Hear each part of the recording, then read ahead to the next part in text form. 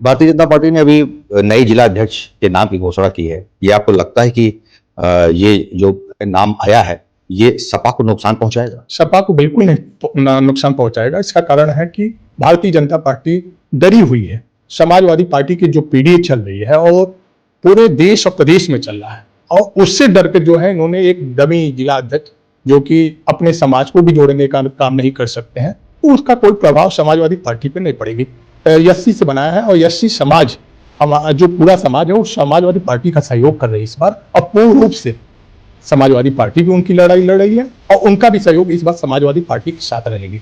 2027 में विधानसभा चुनाव की आहट के मद्देनजर जनपद मिर्जापुर में इस वक्त खासतौर पर नगर विधानसभा क्षेत्र में इस बात की चर्चा तेज होने लगी है कि क्या इस बार नगर विधानसभा क्षेत्र में समाजवादी पार्टी अपनी खोई जमीन पुनः प्राप्त करने में सफलता हासिल करेगी या फिर से भारतीय जनता पार्टी ही अपना सीट बचाने में कायम रहेगी। हमारे साथ समाजवादी पार्टी के कद्दावर नेता और युवा कर्मठ प्रत्याशी के रूप में जाने जाने वाले अंकित दुबे जी हैं, जिनसे हम सीधे इन तमाम सवालों का आज जवाब लेने का प्रयास करेंगे। अंकित जी, बहुत बधाई आपको टीवी 100 की। बहुत बहुत धन्यवाद। आपके चैनल के माध्यम से मिर्जापुर सभी जनपद वासियों को मैं तो सर्वप्रथम होली की बहुत बहुत बधाई, शुभकामनाएं देता हूँ, सादर प्रणाम करता हूँ।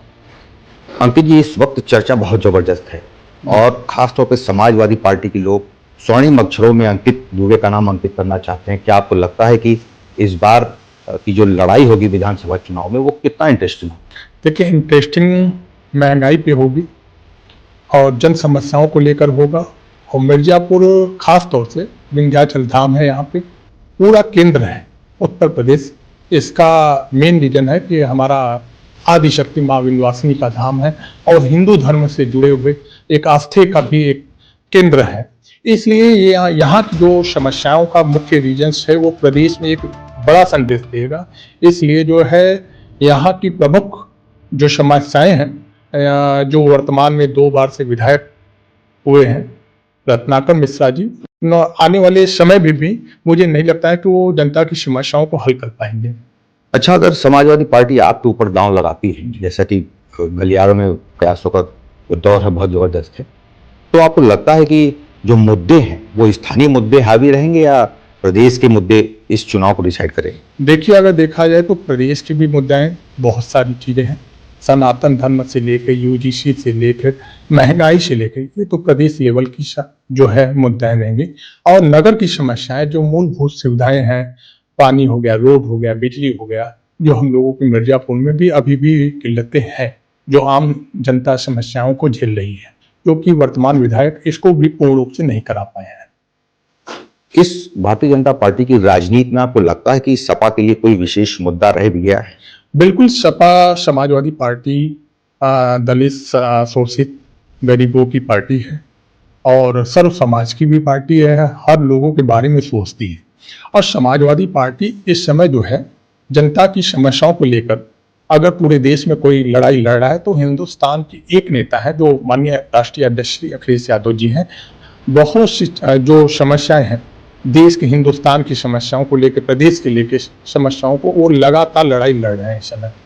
जी, चूंकि आप प्रदेश उपाध्यक्ष भी हैं अधिवक्ता संघ के समाजवादी पार्टी के, आपने कहा कि समाजवादी पार्टी दलित शोषितों की, वंचितों की पार्टी है। क्या बीजेपी, क्या इससे इतर कोई दूसरी पार्टी? बिल्कुल, बीजेपी जो है जिसके बल पे सरकार बनाई, सनातन धर्म की, हिंदू धर्म के नाम, उस धर्म और जो अगर बात किया जाए तो ब्राह्मण समाज, उनका पूर्ण रूप से सहयोग करके सरकार बनाई। आज क्या है, वर्तमान समय में वही बीजेपी सरकार ब्राह्मणों का उत्पीड़न कर रही है, ब्राह्मणों को जेल भेजने का काम कर रही है।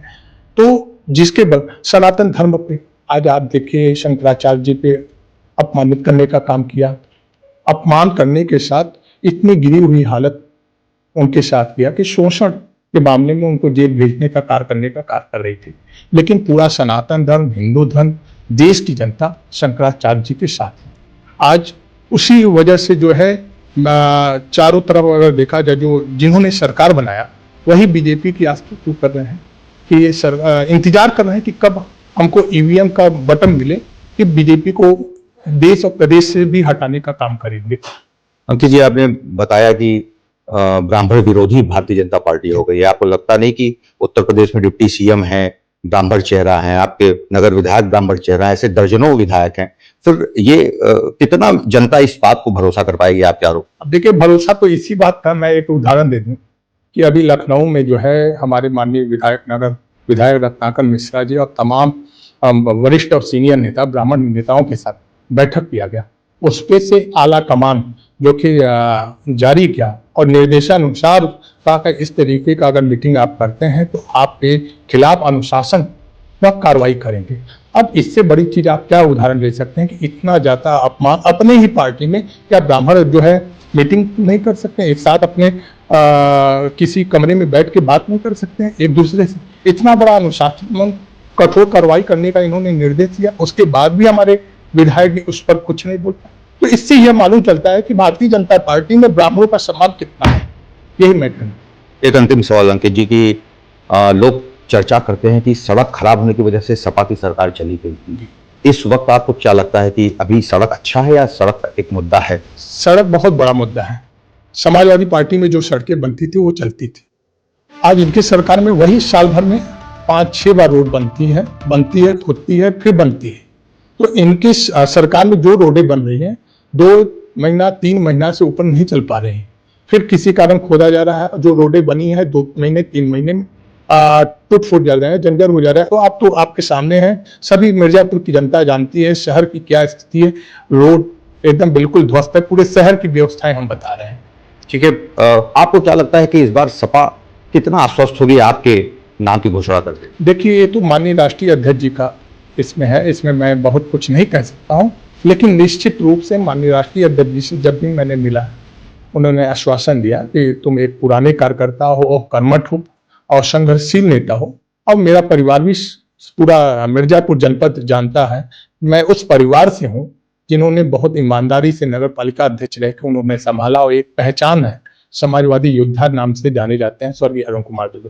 तो मेरा भी विचार है कि उनके विचार जो उनके रास्ते हैं, उनको रास्ते को आगे बढ़ा के मिर्जापुर की जनता को एक नया कायाकल्प मिर्जापुर देने का प्रयास करूंगा। बहुत बहुत धन्यवाद सर, आपने समय निकाला, बात किया। अंकित दुबे जी का साफ तौर पे स्थानीय मुद्दों पर पूरी राजनीति केंद्रित करते हुए ये अपेक्षा की जा रही है कि इस बार यहाँ की जो जनता है वो निर्णायक मुद्दों पर जरूर वोटिंग करेगी। मिर्जापुर से टीवी 100 के लिए वीरेंद्र गुप्ता की रिपोर्ट।